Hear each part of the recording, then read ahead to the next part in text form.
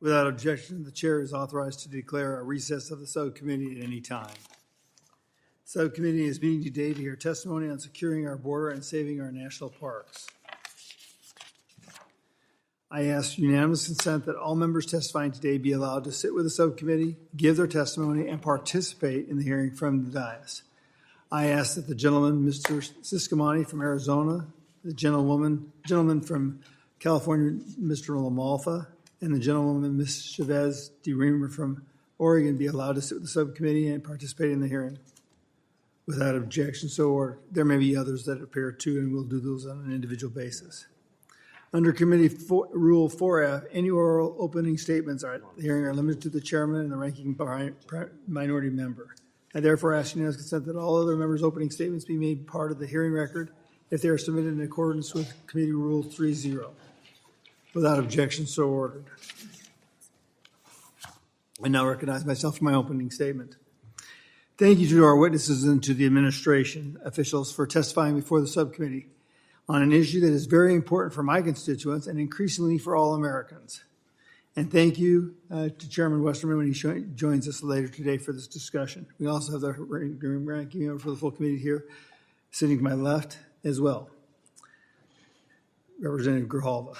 For those living in border states, this hearing might sound all too familiar. Sadly, due to the incompetence of the Biden administration, there really is no such thing as a border community these days. Illegal immigration and its impacts from drug cartels to human trafficking to the increases in violent crimes and environmental degradation are impacting communities from Arizona to New York these days, thanks to President Biden's irresponsible and ineffective border policies. President Biden has totally lost operational control of the border, allowing thousands of migrants, as well as those who wish to traffic human beings and to illicit drugs across our public lands. The last thing on the minds of these illegally crossing the border is to, quote, leave no trace attitude. There are well-documented environmental impacts associated with illegal immigration, including trash accumulation, human waste, degradation of public lands, and destruction of critical habitats. And the list goes on and on. The environmental problems with illegal immigration have persisted for decades on our public lands, costing taxpayers millions each year to clean up the tens of thousands of pounds of trash and human waste littered across our public lands and waterways. The massive amount of trash and waste lead to watershed degradation, soil erosion, infrastructure damage, loss of local vegetation and wildlife, including endangered species, and can even increase the risk of wildfires. Meanwhile, Mexican criminal cartels are establishing illegal marijuana growing operations on our public lands. Not only are these illegal operations extremely harmful to the environment, they pose a grave threat to Americans who seek to use their public lands for recreation. The cartels are even trafficking people into our nation as essentially modern-day slaves to work these operations in our national parks, national forests, and other protected federal lands. These same cartels are distributing the fentanyl that is killing our youth and some of our others, and is crippling our nation, with over 100,000 Americans dying from drug overdoses this past year alone. Unsurprisingly, fentanyl and other synthetic opioids accounted for nearly 70% of the deaths. We must put an end to this national tragedy. President Biden has brought the nation to a breaking point with his reckless immigration policies. My state of Arizona has shouldered the burden of illegal immigration for far too long, and the damage to our lands and livelihoods has devastated our communities. Now, Democratic cities that once claimed sanctuary city status for illegal immigrants are experiencing the same problems. Unfortunately, with the recent leasing of the Floyd Bennett Field and Gateway National Recreation Area, which is a national park unit to house a flood of illegal migrants coming to the United States to New York City, the Biden administration has demonstrated that they stand ready and willing to give up our public lands to cover for their failed immigration policies that have let millions of people into our nation just this year alone. I share the concerns of many of my colleagues here on the committee, and that is not a one-off incident. Instead, it sets a blueprint for migrant housing on public lands nationwide. Nowhere is safe. We must establish responsible immigration policies like those found in Republicans' H.R. 2, the Secure the Border Act, to restrict the flow of illegal immigrants crossing our southern border, reduce the abuse of asylum process, and ensure that America's public lands remain intact for the use and enjoyment of current and future generations. Otherwise, the migrant crisis will continue and to spiral out of control. So I look forward to hearing from our witnesses today about the many environmental impacts of illegal immigration on public land and to the administration officials with us here. I hope you came prepared because the American people deserve answers for the failures of this administration. I now recognize the ranking member for his statement, Mr. Grijalva. Thank you, Mr. Chairman. Very brief. This is a continuation of the hearing that we had regarding the airfield and that it was going to be used for temporary shelter in an emergency. The unprecedented number of refugees and asylum seekers that are coming to the border is a reality. It is a humanitarian crisis and needs to be dealt with. But today's hearing is not about doing that. Today's hearing is about using this platform and this forum to continue to talk about immigration as perceived by the majority, the Republican majority, as the definitive political issue going into 2024. I realize that, and I think a vast number of the American people realize that as well. What is needed to manage this humanitarian crisis is for the House of Representatives, in a bipartisan way, to move forward some common sense pieces of legislation that begin to reform and deal with the reality of what we have on the border. Number two, to have a supplemental that begins to deal and provide resources for the management of that crisis.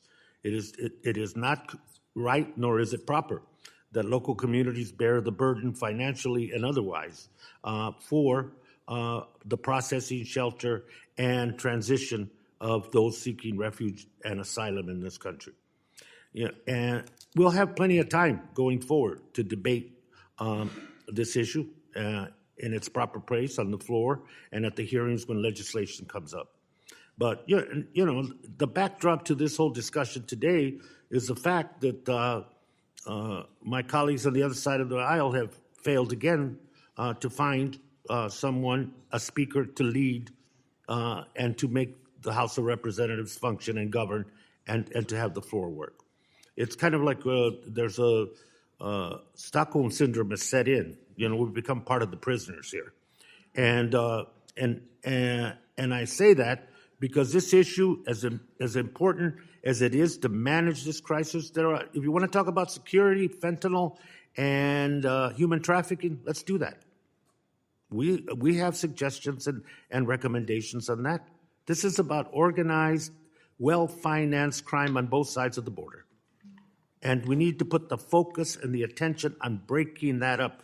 Our history in this country to be able to do that. It is not about, as some members of this Congress have said on the Republican side, sending in the troops and having military actions inside the sovereign nation of Mexico. That is not a solution. That is a way to try to seek attention politically. The other issue is, and I agree with that, and we should do that. And we should modernize our ports of entry so they continue to be economic engines for our region, but at the same time, build up the staffing at customs so that we can do the inspections and the interventions where 70% of unauthorized entry, be they drugs or people, that's where they're stopped. The other issue that I think is of great importance is how do we deal with the issue of workforce and how do we process that? We're willing to sit down and talk about that. But to say that and to just continue to beat the political drum, what are the solutions? Continue the wall. It's failed. It didn't do its job. As much as it was ballyhooed and talked about, it's become political rhetoric and a political symbol. In terms of deterrence, it does not work. The other issue is, I think the Cato Institute said that 0.2% of those seeking asylum and refugee had in their possession fentanyl, 0.2%, which leads one to the conclusion that this is organized, it's real, it's billions and billions of dollars, and that's where the focus needs to be. I say all that because everything else in terms of responding will happen at the hearing when we deal with the pieces of legislation. Today it's about people making their proclamation and their political statement. My political statement, until this House is functional, these kind of hearings are not only redundant, but pointless. And so once this House gets organized and once we have hearings that have the potential to go to the floor, then that's when the debate happens. And I hope that facts and I hope that science play a role in how we go forward. Thank you very much, Mr. Chairman. I yield back. I thank the gentleman. You got to be kidding me. Facts are a hard thing. You're only applicable to the ones you want. You know, this immigration process is broken. It's the way this administration has actually taken care of it. They were trusted with it, and they allowed everything to break down. The wall doesn't work? Yes, walls do work. They absolutely do work. But that's what happens when you don't finish it. And you got to tell I just got to tell you, I'm a little bit upset because when you look at the process, it's out of hand. When you look at New York City, I went there, Raul, and so did the chairman. It's out of whack. We're not going to do a NEPA. We're not going to do anything on the national park. That's outright disgusting. I now recognize a gentleman from Arkansas, the chairman of the full committee. Thank you, Chairman Gosar, and thank you to you gentlemen for coming here today. I love to see the uniforms. Got a tremendous amount of respect for you and the work that you and your colleagues do across the country. I live in Hot Springs National Park. That's what I think of when I think of a national park, and I'm surrounded by the Ouachita National Forest. And I'm quick to point out when we need to have oversight, but also quick to praise people when they do a good job, and the folks back at home and all across this country are doing a good job, and I appreciate your service to our country, and I think this is something that you would be interested in as well, and that's the title of this hearing, to secure our border and save our parks or save our federal lands. And when I think about federal land, when I think about trip we made out to Yosemite where we did a field hearing this year, how beautiful that is. I think about going to the Grand Canyon. I think about Hot Springs National Park. But I don't think about what's in the photographs behind me. That's Floyd Bennett Field. That was last night and this morning, where migrant shelters are being built on National Park Service land, where NEPA was waived, where it was essentially declared an emergency to build migrant shelters on federal land. That's not my vision of the national park or the purpose of the national park, and I don't think it's what many Americans consider that to be. This is happening, and I think it's a horrible precedent, and it's a travesty that this administration, and I know this comes from much higher levels than where you all work, where they've pushed this through. But we've got 5 national park units, not to mention other types of federal lands that share space with our southern border. It's equally beautiful, and these areas face challenges that unfortunately are becoming increasingly familiar across the United States. From piles of trash to concerns about human trafficking, it's just not what America's ideal was supposed to be. Back in September, as Chairman Gosar mentioned, he and I traveled to New York City to see firsthand the impacts of the migrant crisis on this great city. And park officials told us that this was happening. Well, it's happening right now where they're building these shelters. When we got back to D.C., the committee held a hearing to investigate this abuse of the national park system. We hosted local officials from both sides of the aisle who put politics aside to fight the administration's reckless decision to lease Floyd Bennett Field and focus on how the migrant crisis has affected their communities. Unfortunately, the administration has now set a terrible precedent to use our public lands across the country to house migrants. This is a place where 1 million people recreate a year. New York City, where there's limited green space, limited opportunities for parents to take their children to run and play, and now there's migrant shelters there. If there were ever a time for bipartisanship on Capitol Hill, it is now. Instead of continuing down this path, the administration must wake up to the illegal immigration crisis and come to the table to work with Congress on securing our border and addressing the dangers and environmental impacts of our public lands. I've grown up and around federal lands. As a forester, I see firsthand why we have the protections in place to keep our public lands and waters healthy and accessible for all Americans. However, with record numbers of migrants crossing into the United States, we're seeing increasingly harmful impacts on the environment, including trash accumulation, habitat destruction, disturbance of lands and waters, and many other issues.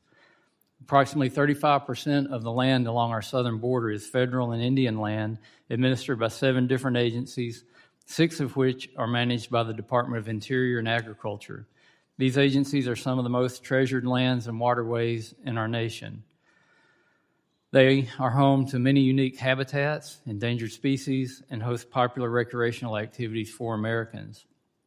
Unfortunately, the crisis is no longer contained to our southern border. Unmitigated illegal immigration has allowed for criminal cartel organizations to operate more freely in the United States. In addition to bringing humans and drugs across the border, cartels have been operating illegal marijuana growing operations on public lands, especially up in Northern California in Mr. Lamotha's district. I do, again, appreciate your presence here. Look forward to hearing your testimony, and I look forward to this committee working to protect our federal lands for all future Americans, and I yield back. Thank you, Mr. Chairman. I appreciate that. Let's go ahead and move to our first panel of witnesses. So we have Mr. Chris French from National Forest System, the U.S. Department of Agriculture Forest Service. And we have Mr. Michael Reynolds, Deputy Director for Congressional External Relations, National Park Service with the U.S. Department of the Interior. So our witnesses, you know the drill. You must limit your oral statements to 5 minutes, but the entire statement will be available to be put on the hearing record. So, of course, press the on button at your microphone. With the timing lights, you'll see green, and then at the end of the 5 minutes, it'll turn red, and you'll have your statement to be completed. So appreciate you showing. All witnesses on this panel will testify before member questioning. And the chair now recognizes Mr. French for 5 minutes. Thank you.